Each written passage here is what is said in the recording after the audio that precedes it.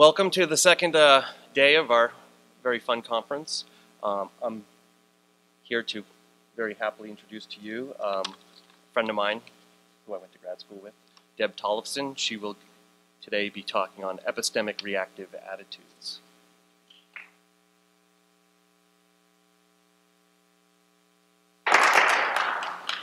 Thanks very much to John and Eleanor for the invitation. It's really a great opportunity for me to talk about some new things I've been thinking about. It seems really loud though to me. Is that okay? It's good?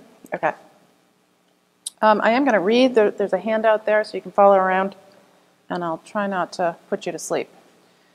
As tradition has it, emotion and epistemology don't mix. Emotion leads us away from truth, clouds our judgments, undermines our rationality, and subverts our objectivity. My feelings of jealousy might lead me to uncover evidence of my husband's affair, and so uncover truths previously unknown, but more likely it'll lead to unjustified suspicion. I hope. As Peter Goldie put it, emotions can, quote, skew the epistemic landscape, end quote. But the relationship between our emotions and our epistemic lives is by no means settled, and recent debates about the epistemological relevance of emotions suggest that emotions can play a positive role in knowledge acquisition. In this paper, I focus on a particular set of emotions, the reactive attitudes. As Strawson and others have argued, our reactive attitudes reveal something deep about our moral commitments. I'll be arguing similarly. What I shall call epistemic reactive attitudes reveal our epistemic commitments, and reflection on the role they play in our practice of epistemic appraisal can contribute to a number of different debates in contemporary epistemology, including the nature of epistemic norms and epistemic responsibility. I begin in section 1 by situating my discussion within the current debates of the role of emotion in epistemology. Although there's been a great deal of discussion about the emotions that we bring with us to our epistemic endeavors, curiosity and feelings of doubt, for instance, there has been little, if any, discussion of the emotions we bring with us to epistemic appraisal. In section 2, I turn to the literature on reactive attitudes, in particular the work of R.J. Wallace. Wallace's work will provide us with an account of what the reactive attitudes are, and will put us in a position to consider my suggestion that there are epistemic reactive attitudes. In section 3, I provide a number of examples that are meant to make salient these emotions. Although there are fleeting references to the reactive attitudes in contemporary epistemology, actually David Henderson mentions them in a paper on social norms, and somewhat in your draft for your paper yesterday too. And some historical texts, most notably Reed, there's no sustained treatment of these sorts of emotions in the literature. To be clear, you won't receive a sustained treatment of them in this paper either. My remarks here are preliminary and exploratory, but I do hope to convince you that there is a phenomenon worthy of further consideration here, in part because it contributes either way of supporting certain views or resolving certain problems to debates in contemporary epistemology. I take up the implications of acknowledging epistemic reactive attitudes in section 4. Okay, section 1, epistemology and the emotions. Various developments in epistemology have opened the door for reconsidering the role of emotion. Debates about justification, for instance, have introduced the notion of relevant alternatives and salient defeaters. Emotions, it has been argued, are often what allows one to distinguish between relevant and non-relevant alternatives, and often what makes features in a context highly salient. Virtue epistemologist has opened the door to reconsidering the role of emotions in epistemology as well, as the virtuous person is one who feels appropriately. Feminist epistemologists have challenged the narrow conception of scientific rationality, one that excludes all form of emotion. And research on emotion itself has made clear that emotions involve a cognitive element and that they are sensitive to information in the environment. Given their cognitive and information processing nature, it is natural to consider their epistemic properties. Finally, naturalized epistemology has opened the door to a consideration of the actual ways that humans form beliefs, and those ways are often mediated by emotion. Recent discussions of epistemic emotions have focused on a variety of issues. De Souza's definition of emotions as, quote, determinate patterns of salience among objects of attention, lines of inquiry, and inferential strategies, end quote, has suggested a way around the frame problem. Emotions on this view act as spotlights that make some things more salient than others and allow humans to narrow the options. Others have argued that emotion provides us epistemic access to facts we wouldn't otherwise have access to. Elgin, for instance, has argued that certain response-dependent properties are known only through our emotional responses, the property of being amusing, disgusting, and depressing, for instance. More recently, Michael Brady has argued that emotions play a crucial role in knowledge acquisition. Without the emotion of curiosity, for instance, it's difficult to see how scientific progress is possible. Elgin, Hookway, and others have argued that epistemic judgments, such as whether a theory is coherent, involve affective elements. We may feel that a theory is simpler or more coherent and not be able to articulate rules for why we have judged them so. Our emotions may track features we ourselves are unable to specify. Finally, some have argued that there are cognitive functions that cannot be performed successfully without relying on the efficiency-enhancing effects of emotion. Memory, for instance, seems to require affective as well as cognitive elements. These discussions all focus, for the most part, on the emotions we have in response to a situation, topic, theory, or environmental stimuli. Curiosity in response to a puzzling question, a feeling of doubt in response to a skeptical hypothesis, a feeling of simplicity in response to a theory, amusement in response to a joke, and so on. And the emotions discussed in these contexts are often involve feelings rather than emotions proper. De Souza and Hookway's work, for instance, focus on the feeling of certainty or the feeling of doubt. The current discussions then focus on what we bring to our epistemic endeavors. But we bring emotions with us to our epistemic appraisals as well, or so I shall argue. We don't evaluate our own and others' epistemic capacities and inquiries from a cold, unfeeling position, but rather we bring to epistemic evaluation the repertoire of emotions characteristic of a quasi-evaluative stance. Okay, section 2, reactive attitudes. In one of the most influential articles of the 20th century, P.F. Strawson argues that we don't need to settle the metaphysical question of whether human beings are really free in order to settle whether or not we can hold each other morally responsible. Rather, we can begin by examining our practice of holding one another morally responsible and consider the attitudes that arise in that context. The reactive attitudes, pride, shame, guilt, indignation, disapprobation, constitute the heart of our practice of holding others responsible and holding ourselves responsible. Although many question the compatibilism Strawson puts forth, the role of the reactive attitudes that the reactive attitudes play in our moral lives continues to be a focus of metaethics and moral psychology. In Responsibility and the Moral Sentiments, R.J. Wallace follows Strawson's lead and develops an account of moral responsibility based on the reactive attitudes. Because Wallace provides a more nuanced account of the reactive attitudes, I'll focus on his work. Wallace distinguishes the reactive attitudes from other emotions in the following way. Reactive attitudes are essentially tied to expectations.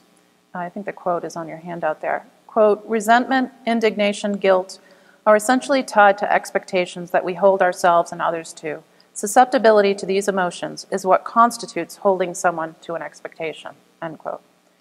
For Wallace, the reactive attitudes are essentially tied to what he calls quasi-evaluation. This quasi-evaluative stance amounts to holding a person to an expectation or demand. And to hold someone to a demand is just to be susceptible to the reactive attitudes in one's relation with the person, or to believe that it would be appropriate for one to feel those emotions if the expectations were violated or fulfilled. Although there's a tendency to associate the reactive attitudes exclusively with moral emotions, it's important to note that there are moral and non-moral reactive attitudes. Moral reactive attitudes are those that violate a moral expectation or demand, according to Wallace. Non-moral are where the expectation is not a moral one. Wallace provides the example of breaches of etiquette as an example of non-moral reactive attitudes. He writes, quote, there's nothing peculiar in the supposition that we might resent a breach of etiquette in the behavior of another person. or that we might feel guilty about our failure to measure up to expectations that we've taken over from our parents or our church, but that we do not consider to be supported by any justifications at all. In both these cases, however, it is required that there be some belief about the breach of the expectation that figures in the explanation of the reactive emotion." End quote. Excuse me. Verbal. Likewise, Darms and Jacobson and others, Prince for instance, have argued that the reactive attitudes are not essentially moral, and that the excessive moralizing of the reactive attitudes has obscured the psychology of emotion. Wallace also makes a distinction between moral reactive attitudes and other sorts of moral sentiments. Moral reactive attitudes fire in cases where there's a violation of some moral norm or expectation, or a fulfillment of it. The moral reactive attitudes are explained by the belief that some expectation has not been met, or it has been met. But there are other types of moral beliefs, beliefs about what sorts of character traits are valuable. Moral values can diverge from moral obligations. I can value benevolence, but deny that we're obligated to be benevolent. I can value a courageous person without there being an expectation that a person be courageous in any particular context. As Wallace puts it, quote, "Thus we may distinguish moral reactive emotions from other moral sentiments in terms of the kinds of moral beliefs that give rise to the moral sentiments and that fix the content of those sentiments. The reactive attitudes are explained exclusively by beliefs about the violation of moral obligations, construed as strict prohibitions or requirements, whereas other moral sentiments are explained by beliefs about the various modalities of moral value." End quote. This brief discussion of the reactive attitudes will have to suffice. I'll say more below about the conditions for the appropriateness of reactive attitudes when I turn to the issue of epistemic responsibility. For now, it's important to note that for Wallace, reactive attitudes are explained by a belief that some norm has been violated or fulfilled, in the case of, say, pride. The quasi-evaluative stance of holding someone to a demand is understood as being susceptible to a range of emotions or having the belief that such emotions are appropriate. Okay, section 3, epistemic reactive attitudes. Consider the sorts of epistemic appraisals that we routinely subject adult human beings to. If, for instance, our doctor fails to give us the correct diagnosis because he misreads the results of a lab report, we will not only think he has failed in his professional duties, we are likely to think less of him epistemically. We'll question his knowledge base and his training, not just his professional ethics. Along the same lines, consider the ways in which we offer epistemic appraisals of people who engage in belief-forming processes that we find unacceptable or not truth-conducive. Nancy Reagan's reliance on star charts, for instance. Some people may have viewed her reliance as a moral failing, but clearly it was epistemic. Finally, imagine a wine connoisseur whose ability to distinguish between a Merlot and a Cabernet, between a Chilean and an Argentinian grape, between a 1982 and a 1972 is unrivaled. But during a crucial selection, she fails to distinguish between an Australian and a New Zealand white. That's pathetic. We might be inclined to say she should know better. Now, we might excuse her if we find out that she had a cold, but if her nose was functioning properly and she failed to implement a proper method of wafting, then we might find her actions epistemically inexcusable. There are two contexts in which epistemic appraisal are particularly salient: the pedagogical and the testimonial contexts. In the context of teaching, we routinely praise and blame the performance of students. My graduate students are subject to certain epistemic norms to which I do not subject my children or undergraduate students. Some of these norms are unique to the academic discipline in which we work. Failure to cite the relevant literature, a dogmatic and dismissive tone, a violation of philosophical conventions, a failure to read a philosophical opponent charitably, might all be cases where I find my student wanting. I'll engage in a conversation with the student about these faults, and such a conversation presupposes that the student can be held accountable for them. Likewise, if I praise my students for her clarity, concision, interpretive skill, I do so on the assumption that she's responsible, to some extent, for her epistemic performance. Our practice of epistemic appraisal is also obvious in the context of testimonial exchanges. When we're intentionally misled, or when our source is culpably wrong, they didn't use an appropriate method, or they should have known better, We're likely to call them to account. Why did you lead me astray? Why didn't you check more carefully? The distinction between reliance and trust is helpful here. We rely on our GPS and our computer. We expect it to accurately provide us with information about the world. Our expectations are based on previous experience with items of this sort or on the information we received from a manufacturer. There's a sense, of course, in which a malfunctioning GPS should have known better. It should have functioned properly given its function and specifications, but the sense of should here is rather different than it is in the testimony case. Now consider the emotional responses that accompany our epistemic appraisals. I might respond, for instance, to my student's lackluster performance with disapprobation. I will feel proud of a student's stellar performance. When someone lies to me, misleads me, I feel resentment and betrayal. When I hear a political pundit put forward an absurd position, I might feel something akin to indignation. If my performance today is less than stellar, I might feel shame, perhaps even guilt if I didn't prepare properly. Thomas Reid identified an emotion that he called epistemic ridicule. Since ridicule is an act rather than an emotion, I prefer the notion of epistemic indignation. When someone says something utterly absurd, we think to ourselves or even express out loud, what an idiotic thing to think. Reid has in mind philosophers who rejected common sense or whose theories were in complete conflict with common sense. The expressions of indignation in Reid's writing for certain philosophers' dismissal of common sense is palpable. Reid clearly thought that the emotion of epistemic ridicule was appropriate in such cases. One's epistemic indignation might verge on or lead to contempt in some cases. Contempt differs from indignation in that it is often accompanied by a sense of disgust and has, as Michelle Mason points out, an accompanying sense of looking down on someone, a sense that the other is inferior. I thank actually Julia Driver for pointing me to Mason's work on contempt and for suggesting contempt as in the epistemic case. The Islamic philosopher Sima apparently said, quote, anyone who denies the law of non-contradiction should be beaten and burned until he admits that to be beaten is not the same as not to be beaten, and to be burned is not the same as not to be burned. It's difficult not to hear a bit of epistemic contempt in there.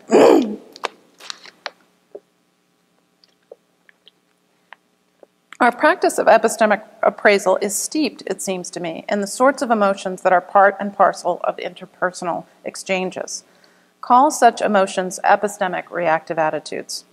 By epistemic reactive attitudes, I mean those attitudes that are excited by violations or fulfillment of epistemic norms.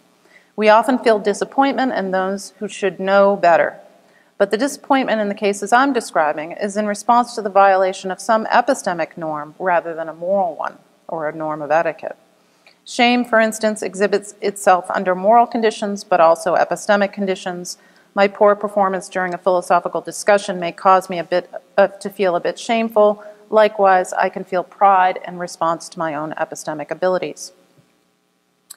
The existence of the epistemic reactive attitudes might be seen more clearly when we consider cases where the reactive attitudes go in different directions.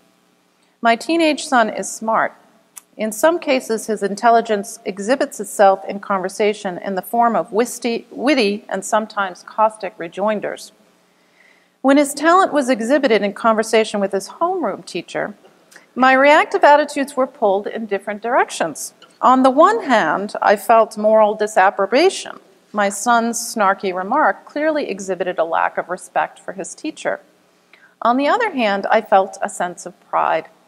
He had provided an extremely clever response, and I'm assuming that cleverness is a kind of epistemic trait, and had delivered it in classic deadpan voice. Or consider the botched crime. In these cases, someone attempts to commit a crime, but their lack of intelligence, common sense, or critical reflection undermines their attempt. The bank robber, for instance, that gives his phone number to the attractive bank teller upon departure. We find ourselves judging these criminals morally, perhaps, but also epistemically. Moron. Likewise, we're often impressed with the criminal mastermind. We might feel moral indignation in response to the actions of the thief, but marvel at her intelligence. These seem to be instances where moral appraisal and epistemic appraisal come apart, and where our emotions might go in different directions depending on which norms are violated or upheld. It's important to note here that I'm not claiming that there are unique epistemic reactive attitudes that have a distinct feel or nature. What I'm claiming is that the reactive attitudes, resentment, pride, guilt, shame, disapprobation, contempt, indignation, and disappointment, are often excited in response to violations or fulfillment of epistemic rather than moral or social norms. If we follow Wallace's discussion of the reactive attitudes, what I'm claiming is that epistemic appraisal involves a quasi-evaluative stance. And following Wallace again, we might say that to hold someone to an epistemic demand is just to be susceptible to the reactive attitudes in one's relation with the person, or to believe that it would be appropriate for one to feel those emotions if the expectations were violated or upheld. Now, one might argue that in each case I described, there's some sort of moral norm violated, and that the emotion I'm identifying is a moral emotion after all. But given that not all emotions are moral, and not all reactive attitudes are moral, we need some more reason for thinking that we ought to kind of say right away, these are not epistemic. The testimonial context clearly is a context in which the moral and the epistemic blend together. Whether one is responding to the violation of an epistemic or a moral norm or both might be difficult to identify, but we ought not to rule out the possibility that our responses to breaches in trust are responses to epistemic norms, perhaps the norms of assertion. Maybe those aren't epistemic, though. And not merely responses to a violation of moral norms. Kant thought all breaches of trust were a breach of the categorical imperative, and thus lying was always wrong. To lie is to treat the other as a mere means. But perhaps we do better not to overly moralize our truth-telling practices in this way. When there's no moral obligation to tell the truth, perhaps our sense of betrayal is a response to a violation of an epistemic norm. I've argued that our reactive attitudes often fire in cases where an epistemic demand or norm is violated or upheld. Reflection on our practice of epistemic appraisal, particularly in the testimony case and the pedagogy case, though there are many others, I think, reveal that we bring with us emotions that exhibit a quasi-evaluative stance. Just as we make moral demands of others and respond emotionally when those demands are not met or violated, so too we hold others to epistemic demands, and we respond emotionally when those expectations are not fulfilled or when they are. The epistemic reactive attitudes are explained in terms of a belief that some epistemic norm has been violated or upheld. To hold others to epistemic demands is just to be susceptible to a range of emotional responses or deem such responses fitting or appropriate. Now, more work would need to be done to individuate the epistemic reactive attitudes and distinguish them from one another. I've suggested how one might distinguish epistemic indignation from epistemic contempt, but this is just the beginning of trying to lay out the epistemic emotional landscape, and parsing these emotions will involve a good deal more thought and time than I've thus far put into it. Further, although I'll say something below about the conditions of appropriateness for epistemic reactive attitudes, this is clearly an issue that needs a more extensive treatment. My basic point here is this: we bring to epistemic appraisal a range of emotional responses that have the structure of reactive attitudes. This is something I think contemporary epistemology has completely overlooked. I've just recently come across Linda Zagzebski's discussion of epistemic admiration, and she also references Reid's notion of epistemic ridicule. Alas, I haven't been able to sort of integrate her stuff into my paper or my thinking. So she may be an exception to the trend of missing this. But so what? So that we've missed reactive attitudes, what's the epistemic upshot? In the next section, I gesture at three debates in contemporary epistemology in which the epistemic reactive attitudes might shed some light. Okay, so section 3, the role of epistemic reactive attitudes. And the first area is in debates about epistemic responsibility. Recent debate, how am I doing for time? You're doing pretty well. Okay, good. Yeah. What time is it? Okay. Awesome. You're doing awesome. It's 10:30, so I have like 50 minutes or something. I should be done. You know, I should be good. Recent debates in epistemology have focused around the notion of epistemic agency. Epistemic agency refers to actions performed in an effort to obtain epistemic goals. Defining it in this way gives rise to at least two important questions. The first is, what sort of actions are those performed by epistemic agents? The debate has focused on doxastic agency, those actions involved in the formation of belief, and reflective agency, the capacity we have to reflect upon those beliefs and the authority we have to do so. The second question is, which epistemic goals? Some argue that true belief is the only epistemic goal.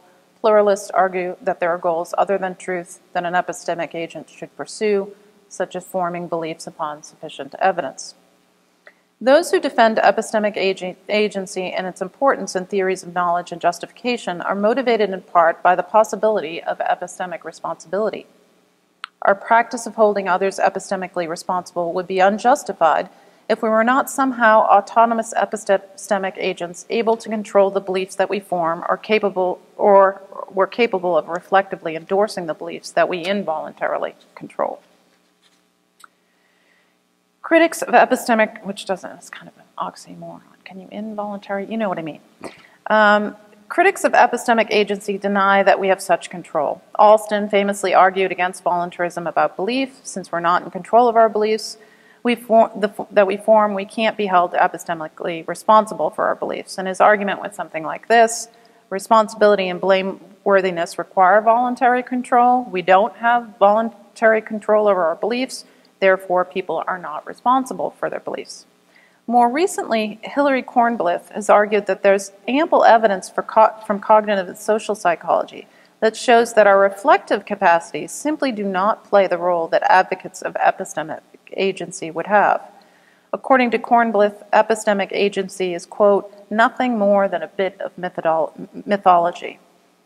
As we'll see, Kornblith denies epistemic agency, but still attempts to hold on to epistemic responsibility.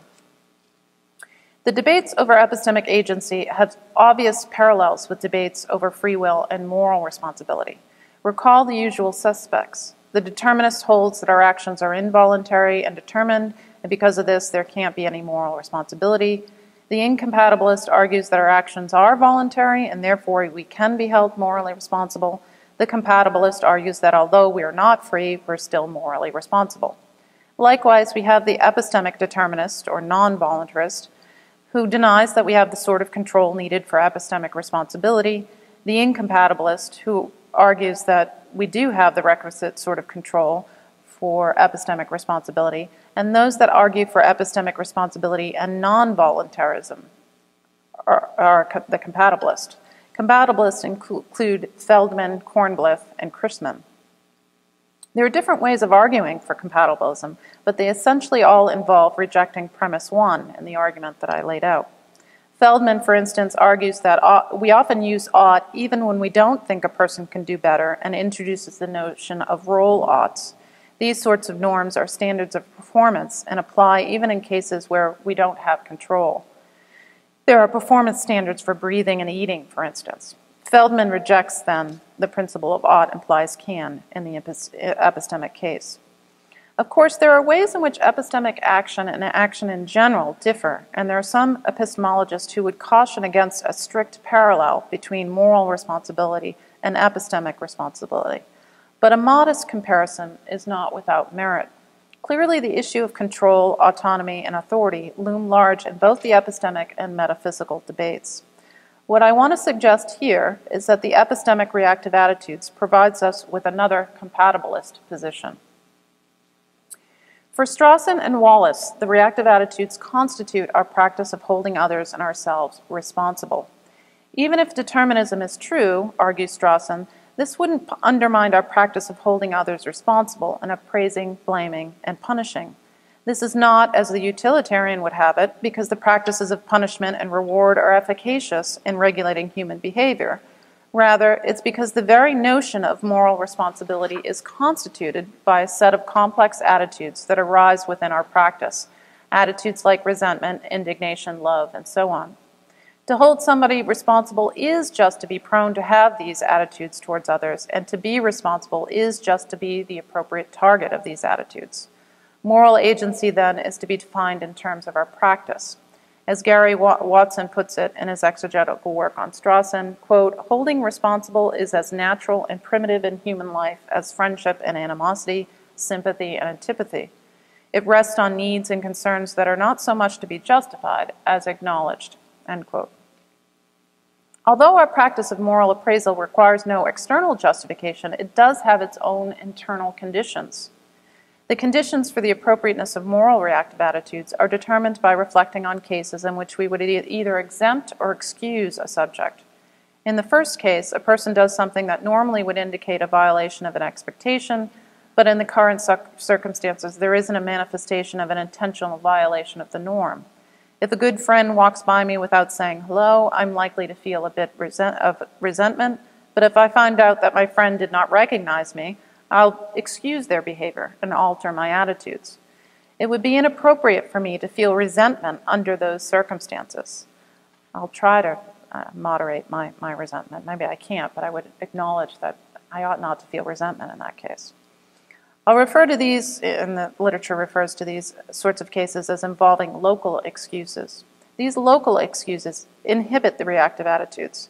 In the second kind of case, we don't simply excuse a person, but we exempt them. Very young children, the mentally deranged, severely handicapped, and so on, are not appropriate targets of our reactive attitudes. Why is this? Following Lawrence Stern and Watson, we can say that what is missing in these cases is the potential for moral address. Membership in the moral community requires that the subject be a potential participant in interpersonal interactions. To the extent that the very young child and others in, quote, unfortunate formative circumstances lack the capacity for moral address, they're not appropriate targets for our reactive attitudes and therefore not appropriate subjects of moral responsibility. We can say that in these cases, there are global considerations that exempt a subject from moral responsibility. These local and global excuses provide us with guidelines for the appropriateness of the reactive attitudes and, in effect, provide us with a criteria of moral responsibility. We need not establish some theoretical claim about determinism or autonomous agency in order to attribute moral responsibility. Instead, attributions of responsibility are based on pragmatic considerations related to the local and global excuses mentioned above. Because the practice of holding responsible is a natural fact of adult human social life, it requires, according to Strawson and others, no theoretical truth as a basis for its justification. Libertarians appeal for justification to the theoretical claim that in order to hold a person responsible, one must be metaphysically free. Utilitarians appeal for justification to the claim that holding people morally responsible regulates human behavior. But this over-intellectualizes our practices. And Strawson thinks this is a serious mistake. The propriety of the reactive attitudes is not established by some independent notion of responsibility. The explanatory priority is the other way around. Now, if I'm right about the existence of the epistemic reactive attitudes, appeal to them and our practices of epistemic appraisal form the basis of an epistemic compatibilism.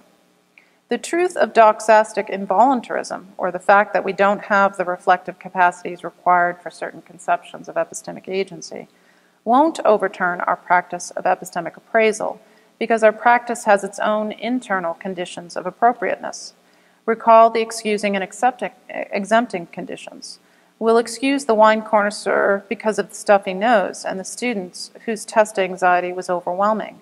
In such cases, to feel indignation or contempt in response to their failure to meet our epistemic demands seems inappropriate. Likewise, there'll be subjects for whom our epistemic reactive attitudes are never appropriate: the infant, animals, and the severely cognitively impaired. Reflection on our practice of epistemic appraisal: who seems to be the appropriate target of epistemic ridicule or contempt, who the appropriate target of shame and pride, seems to indicate that there's a kind of epistemic competency required along the lines of what Watson and others called normative competency, the ability to understand norms and appreciate their significance for your own action. Normative competency of the moral sort is exhibited in the possibility of moral address. Likewise, reflection on the exempting and excusing conditions at play in our practice of epistemic appraisal suggests that there's a sort of epistemic competency that's at the root of our practice of holding others epistemically responsible. The ability to understand epistemic norms and appreciate how they apply to one's beliefs and belief-forming practices. Such competency is revealed in what we might call the capacity for epistemic address, the giving and taking of reasons, the sort of calling to question, give me your evidence, those justificatory practices that are constitutive of epistemic communities. Okay, the next area is epistemic norms, the topic of our workshop here. Discussions of moral emotions, including the reactive attitudes, make much of the fact that the emotions promote pro-social behavior. They promote and regulate various forms of cooperation and coordination by providing motivation for meeting expectations and fulfilling demands. Jesse Prince describes it like this, quote, emotions of blame can help us to avoid the temptation to be bad. If contemplating an action makes you anticipate guilt or shame, you may resist that action, even if it carries some obvious rewards. Emotions of praise are similarly conducive to moral behavior. Receiving praise or thanks feels good, and positive emotions are behavioral reinforcers, end quote. Moral emotions also play a role in moral education. We shape children's behavior through the emotional responses we exhibit, and they learn from our emotional responses, imitating them and internalizing our own norms. Now, if Henderson and Graham are right, and epistemic norms are social norms, norms accepted by a community to regulate its epistemic endeavors, there will need to be a way of enforcing and inculcating these norms in subtle ways. Those who conform will be held up as models. Those who fail will need to be marginalized. Emotion provides a quick and relatively easy, and by easy I mean not cognitively taxing, way to influence conformity.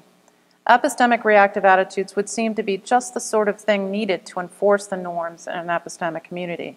If we think of epistemic communities as communities in which subjects need to pool their epistemic resources, then forming expectations of epistemic behavior and holding each other to those expectations in exactly the ways I'm describing happen along the Wallace model.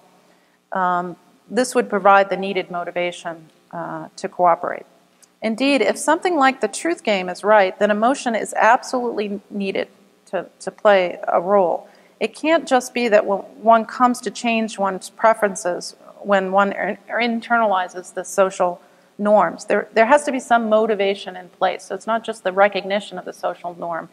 There has to be some oomph that takes you from that recognition to actually causing you to change your choices. And this is where I think the epistemic reactive attitudes come into play. Finally, the epistemic reactive attitudes, as I've described them, would seem to be just the sort of thing that would be needed for the education of novices in an epistemic community. Just as children learn to internalize moral norms through imitating our own reactive attitudes, so too they will learn to internalize epistemic norms through the emotional feedback we provide them. If epistemic norms are social norms, then we need a story about what motivates agents in epistemic communities to conform to epistemic norms. On my view, the epistemic reactive attitudes are responses to violations and fulfillments of these norms that have evolved over time. They provide a sort of immediate feedback to epistemic agents negotiating the norms of a community, and they motivate them to contribute in appropriate ways to the epistemic goals of that community. Okay, last section, a couple pages. Epistemic expressivism. If I'm correct about the existence of epistemic reactive attitudes and their role in our practice of epistemic appraisal, epistemic expressivism of some shape or form, and there are lots of shapes and forms, seems to be a short step away. The term expressivism refers to a family of views most notably developed in the context of meta-ethics, but more recently in the context of meta-epistemology. Roughly, expressivists argue that claims made in a certain domain of discourse are in the business of giving expression to sentiments, commitments, and other non-cognitive mental states or attitudes, rather than reporting or describing facts. Expressivism has traditionally been presented as a thesis about the semantics of certain statements, but recent developments have broadened this to include those who argue that the point or function of certain statements or certain claims is to indicate non-cognitive states. Expressivism has been motivated by the need to avoid ontological commitments that seem to some very mysterious. In particular, moral expressivists are keen to avoid commitments to moral facts and suggest instead that ethical claims such as torture is wrong do not describe states of affairs or facts, but rather express certain types of sentiments, pro or con attitudes. Alan Gibbard and Simon Blackburn are, as you all know, prominent supporters of ethical expressivism. Similar claims have been made about a number of different types of statements. In particular, some have argued for epistemic expressivism. Matthew Chrisman comes to mind here as one of the most lucid writers in that debate. But the roots of epistemic expressivism can be found in much earlier writers. Austin, for instance, seems to be offering a seemingly expressivist treatment of knowledge claims. Quote,